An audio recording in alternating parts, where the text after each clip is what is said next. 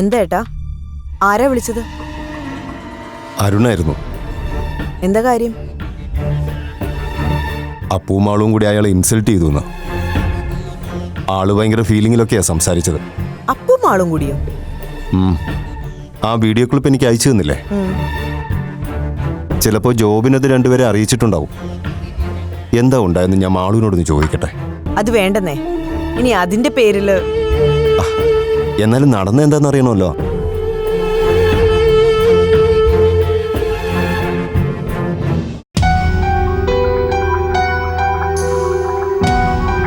മാളു, മാളു,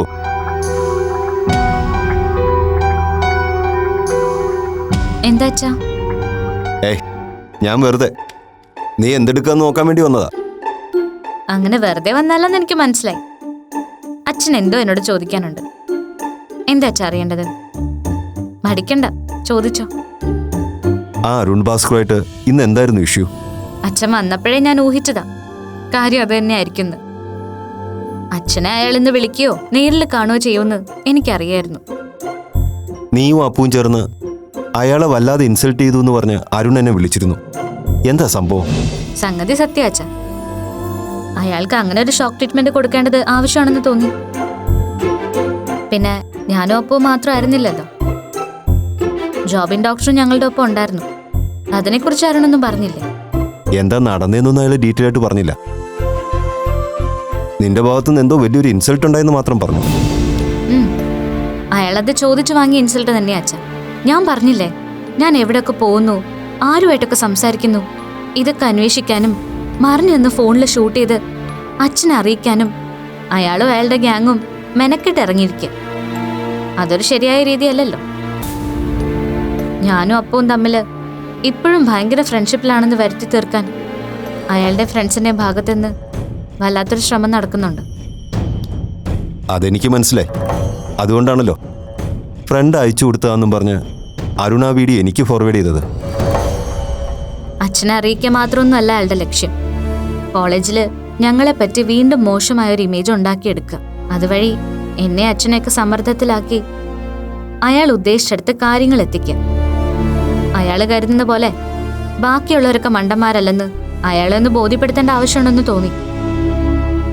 ശരിക്കും ഇന്നത്തെ idea ഡോക്ടറിൻ്റെതായിരുന്നു.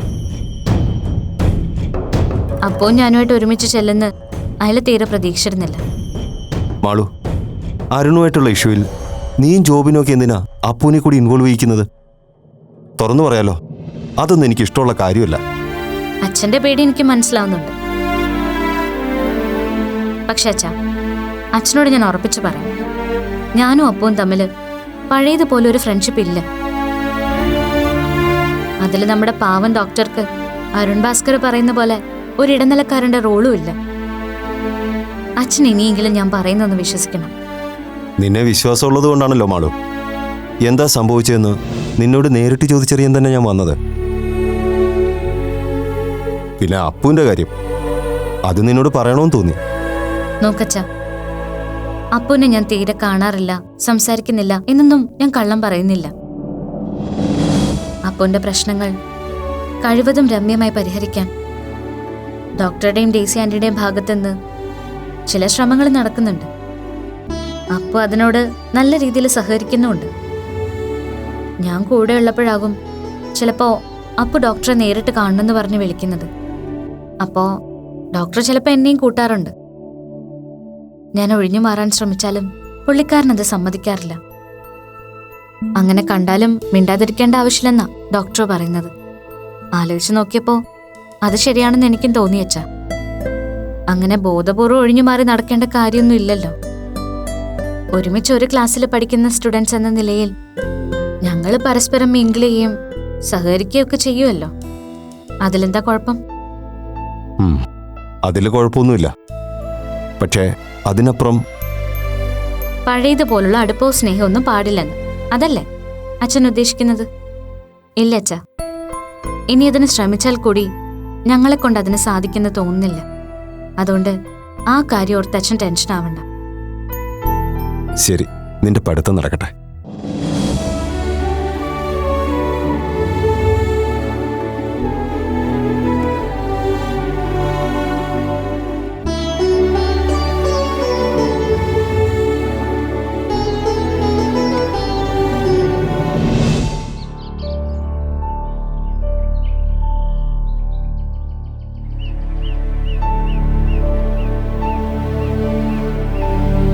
Excuse me doctor. Sorry, ഞാനെന്തോ ആലോചിച്ചങ്ങനെ നിന്നുപോയി. അത് മനസ്സിലായി. അതുകൊണ്ടാ ഇങ്ങനൊരാൾ കൂടെ ഉണ്ടെന്ന് ഓർമ്മിപ്പിച്ചത്. അല്ല, ഡോക്ടർക്ക് എന്താ എന്നോട് അത്യാവശ്യമായിട്ട് എന്തോ പറയാനുണ്ടെന്ന് പറഞ്ഞത്? അത് പറയാം. ആക്ച്വലി ഞാനത് എങ്ങനെ തന്നോട് പ്രസന്റ് ചെയ്യും എന്നതിനെ പറ്റി ആലോചിക്കുകയായിരുന്നു. അതെനിക്ക് തോന്നി. ഇത്രയും സമയം അതേക്കുറിച്ച് തന്നെ ആലോചിക്കണമെങ്കിൽ അതത്രയ്ക്ക് സീരിയസ് മാറ്റർ ആയിരിക്കണമല്ലോ. യാ, ഓഫ് കോഴ്സ്, ഇതൊരു സീരിയസ് മാറ്റർ തന്നെയാ. എന്താ ഡോക്ടർ, അപ്പുവിന്റെ കാര്യം വല്ലതുമാണോ? അവൾക്ക് എന്തെങ്കിലും പ്രോബ്ലം?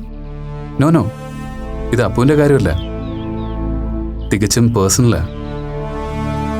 ഐ മീൻ, നമ്മളെ മാത്രം സംബന്ധിക്കുന്ന കാര്യമാണ്. മാളവിക, അതായത് ഞാൻ പറയാൻ വന്ന കാര്യം എന്താന്ന് വെച്ചാൽ, അത് പിന്നെ ഞാനത് പറഞ്ഞു കഴിയുമ്പോൾ എങ്ങനെയാവും ഇയാൾ റിയാക്ട് ചെയ്യാന്ന് എനിക്കറിയില്ല.